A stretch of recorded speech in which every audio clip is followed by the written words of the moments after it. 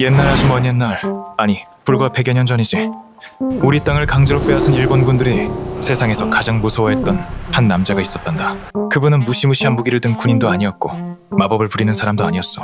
그저 동그란 뿔테 안경을 쓰고 인자하게 웃으시는 옆집 할아버지 같은 모습이었지. 그런데 말이다, 일본군은 이분을 잡기 위해 지금의 돈으로 무려 600억 원이 넘는 엄청난 현상금을 걸었단다. 한 사람의 목숨값으로 나라 하나를 살 수 있는 돈을 내건 것이지. 그분이 바로 백범 김구 할아버지란다. 일본은 왜 그토록 이분을 두려워했을까? 그것은 이분의 마음속에 그 어떤 총칼로도 꺾을 수 없는 거대한 호랑이가 살고 있었기 때문이란다. 김구 할아버지의 젊은 시절 이름은 김창수였어. 열혈 청년이었던 할아버지는 어느 추운 겨울날 치아포라는 나루토에서 우리나라의 왕비 명성황후라고 불리는 민비를 시해한 일본 장교를 마주치게 된단다. 분노로 가슴이 터질 것 같았던 청년은 맨손으로 그자를 처단했어. 보통 사람이라면 무서워서 도망갔겠지만 할아버지는 달랐단다. 내가 바로 국모의 원수를 갚은 조선인 김창수다 라고 당당히 써붙이고 제 발로 감옥으로 향했지. 사형 선고를 받고 차가운 바닥에 앉아 죽음을 기다리면서도 할아버지는 눈물을 흘리는 대신 책을 읽었단다. 오히려 다른 죄수들에게 그를 가르치며 희망을 전했지.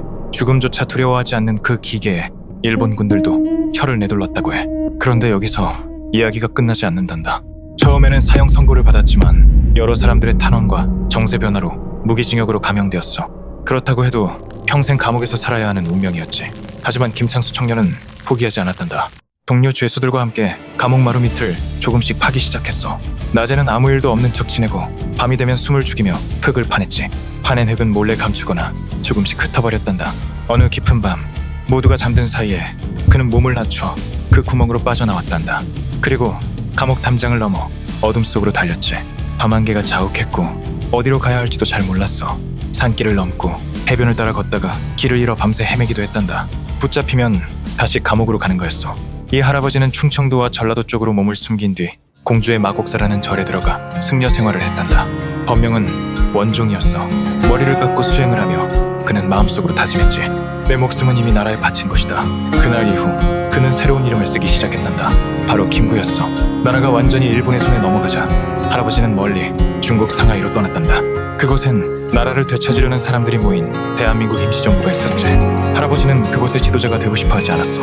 대신 나를 임시정부의 문지기로 써주십시오. 우리 독립운동가들을 지키는 문지기가 되어도 좋으니 제발 나라를 위해 일하기만 해주십시오 라고 간청했단다. 가장 낮은 곳에서 묵묵히 일하던 할아버지의 진심은 결국 모든 사람의 마음을 움직였고 할아버지는 임시정부의 가장 높은 어른이 되셨어. 하지만 할아버지와 임시정부 사람들은 가난했단다. 먹을 것이 없어 쓰레기통 옆에서 배춧잎을 주워 국을 끓여 먹으면서도 특히 할아버지의 머릿속에는 오직 하나, 어떻게 하면 우리 아이들에게 자유로운 나라를 물려줄까 하는 생각뿐이었지.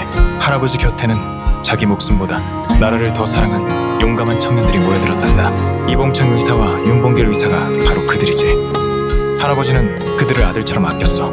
특히 윤봉길 의사가 거사를 치르러 떠나던 날 아침의 이야기는 지금까지도 많은 사람의 가슴을 울린단다. 윤봉길 의사가 자신의 새 시계를 꺼내며 김구 할아버지의 낡은 시계와 바꾸자고 했어. 선생님, 제 시계는 이제 몇 시간 뒤면 쓸모가 없으니 선생님의 낡은 시계와 바꿉시다라고 말이야.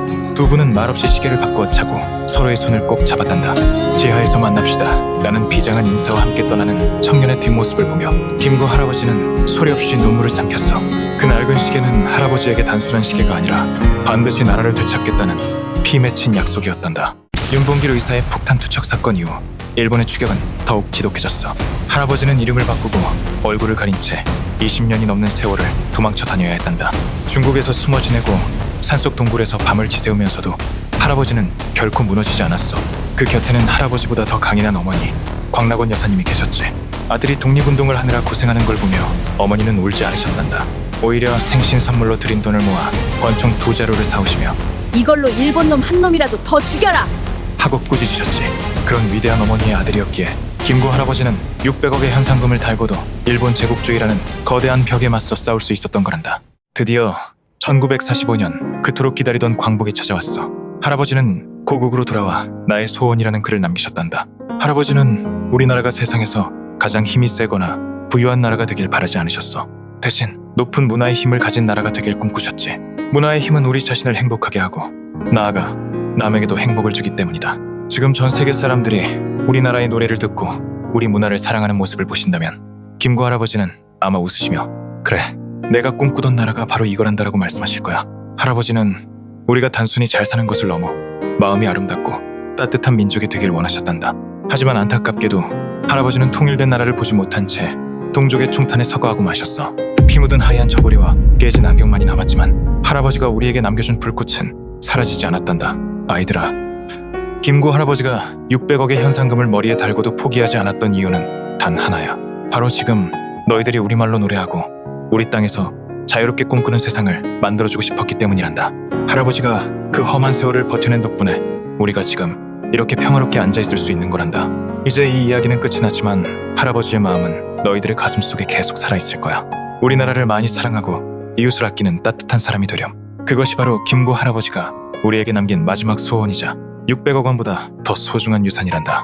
자, 이제 할아버지의 이야기는 여기까지야.